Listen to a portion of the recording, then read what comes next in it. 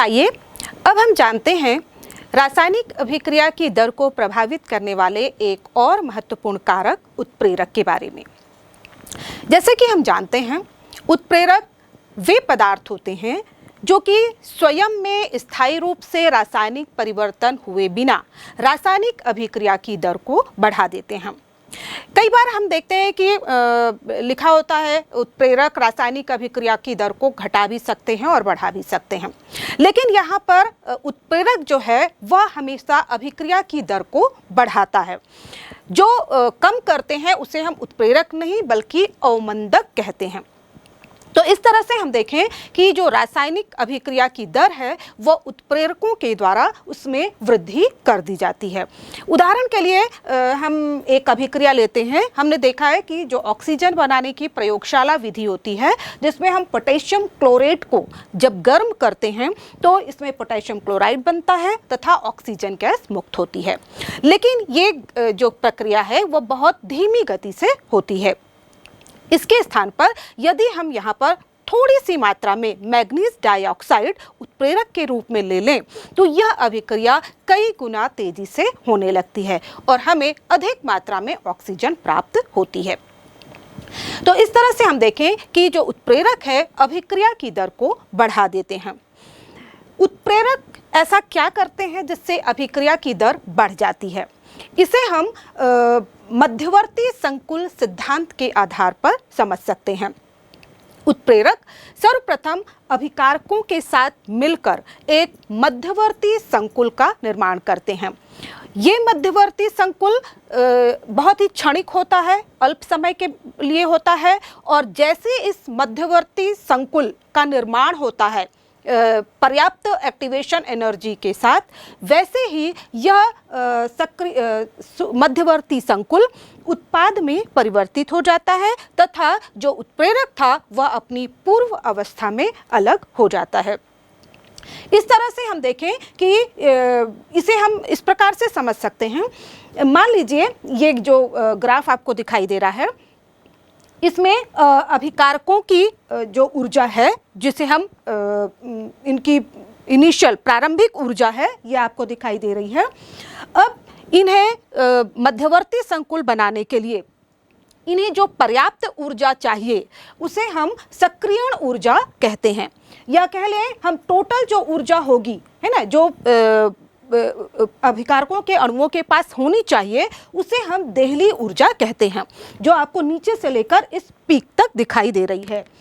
अब यहाँ पर कुछ ऊर्जा इनिशियल एनर्जी तो अभिकारकों के पास है, उन्हें इस पीक तक पहुँचने के लिए, इस ऊर्जा को प्राप्त करने के लिए जो अंतर है वो ऊर्जा प्राप्त करनी है, उस ऊर्जा को हम सक्रियण ऊर्जा कहते हैं, जिसे हम EA के द्वारा डोनेट करते हैं। तो इस तरह से हमें सक्रियण ऊर्जा की आवश्यकता होती है। अब यहाँ पर यदि सक्रियण ऊर्जा पीक जो काफ़ी ज़्यादा मात्रा में है तो बहुत कम अभिकारकों के अणु उस अवस्था तक पहुँच पाते हैं, उस ऊर्जा तक को प्राप्त कर पाते हैं, जिससे बहुत कम मात्रा में उत्पाद मिलते हैं। यानी कि अभिक्रिया की दर जो है वह धीमी होती है जब हमारे पास उत्प्रेरक उपस्थित नहीं है।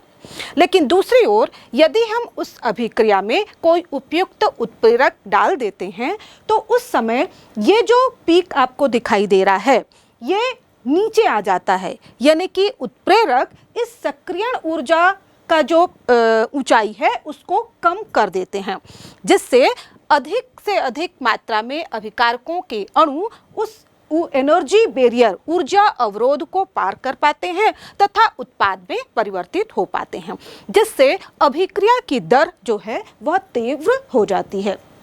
तो इस तरह से कहें कि जो उत्प्रेरक हैं अभिक्रिया की दर को आगे बढ़ाने के लिए, तीव्र करने के लिए एक अल्टरनेटिव पाथ या एक वैकल्पिक पथ बना देते हैं, जिसके द्वारा अभिकारक अधिक संख्या में एक्टिवेशन एनर्जी या ऊर्जा बैरियर को पार कर पाते हैं तथा उत्पाद में परिवर्तित हो पाते हैं।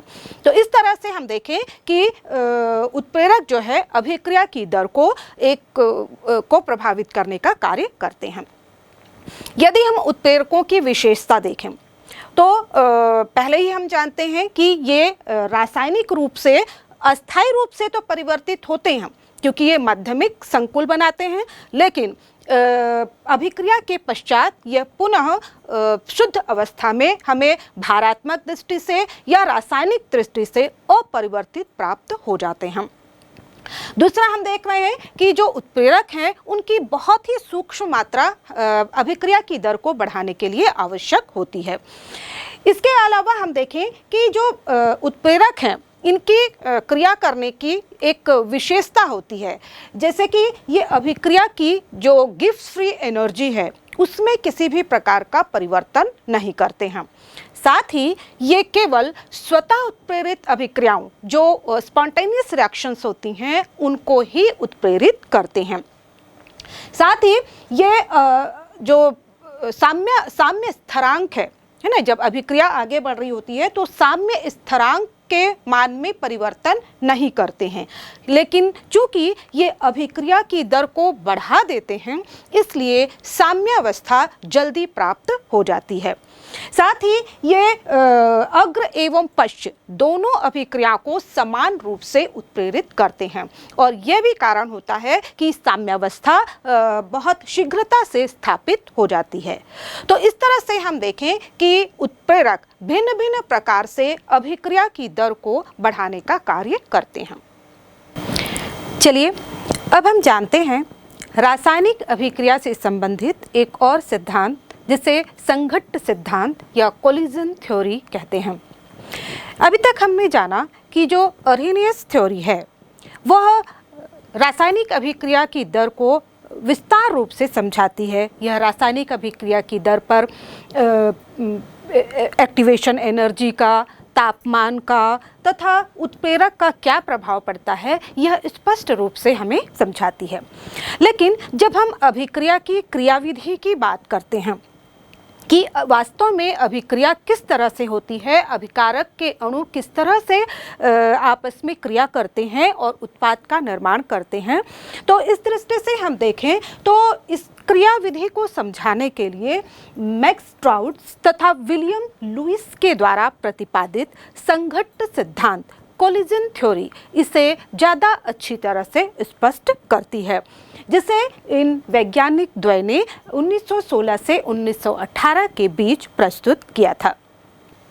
यह थ्योरी मानती है कि जो अभिकारक के अणु होते हैं वे ठोस गोलों के रूप में होते हैं तथा ये ठोस गोले जब आपस में कोलिजन करते हैं, संघट्ट करते हैं, जिसके फलस्वरूप उत्पाद का निर्माण होता है। जब ये अभिकारक के अणु आपस में संघट्ट करते हैं तो इनके बीच प्रभावी संघट्ट होना चाहिए, इफेक्टिव कोलिजन होना चाहिए। और इफेक्टिव कोलिजन के लिए जरूरी है कि अभिकारकों के अणुओं के पास पर्याप्त मात्रा में सक्रियण ऊर्जा हो और साथ ही साथ सक्रियण ऊर्जा होने के साथ ही साथ इनका जो कोलिजन हो रहा है उसमें उस समय उनका अभिविन्यास, उनका ओरिएंटेशन बिल्कुल सही या उचित दिशा में होना चाहिए। तभी उनके द्वारा जो कोलिजन होगा वह प्रभावी होगा और जिसके फलस्वरूप उत्पाद का निर्माण होगा।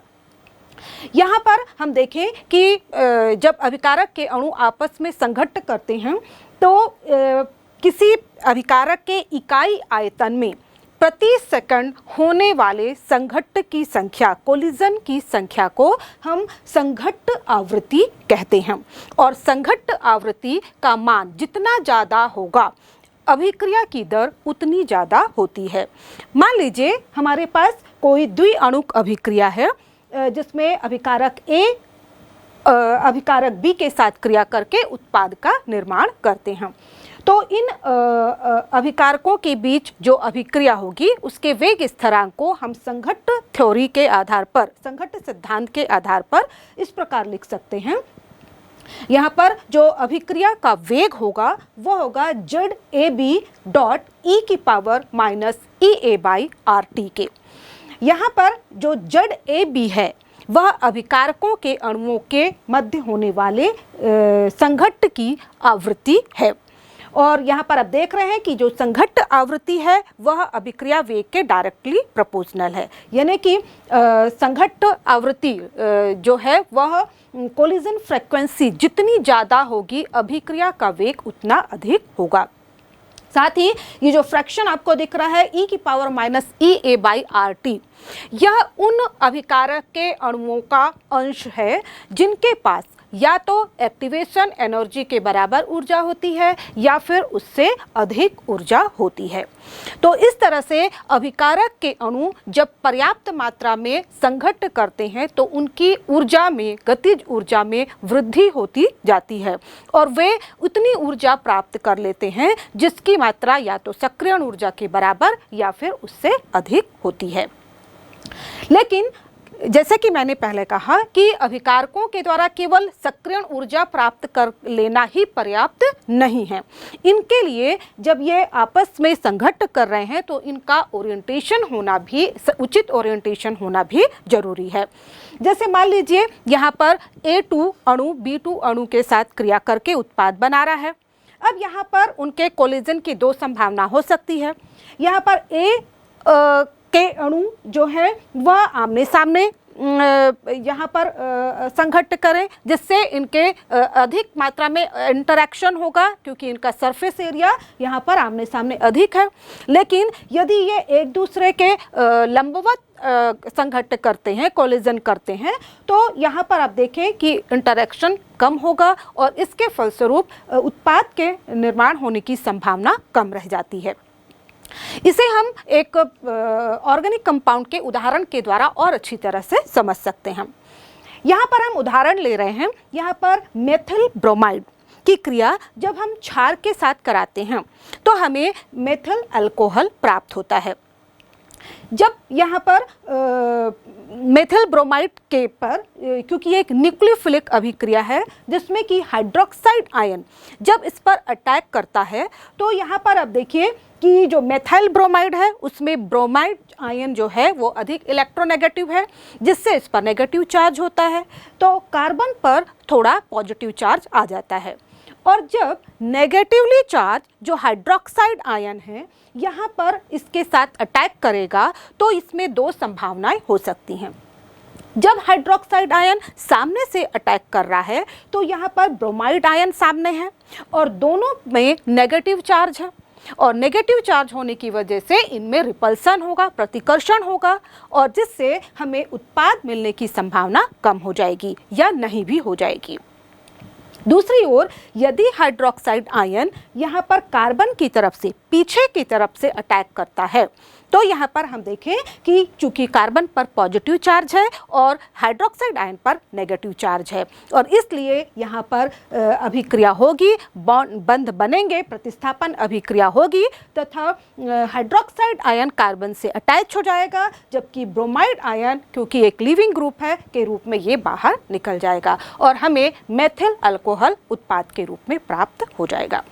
तो इस तरह से हम देखते हैं कि रासायनिक अभिक्रिया की क्रियाविधि को जो कोलिजन थ्योरी है बहुत ही स्पष्ट ढंग से बताती है और इसके अनुसार अभिक्रिया, अभिकारकों के बीच अभिक्रिया तभी संभव होगी, उत्पाद तभी बनेंगे जब इनके बीच प्रभावी संघट्ट हो, इफेक्टिव कोलिजन हो।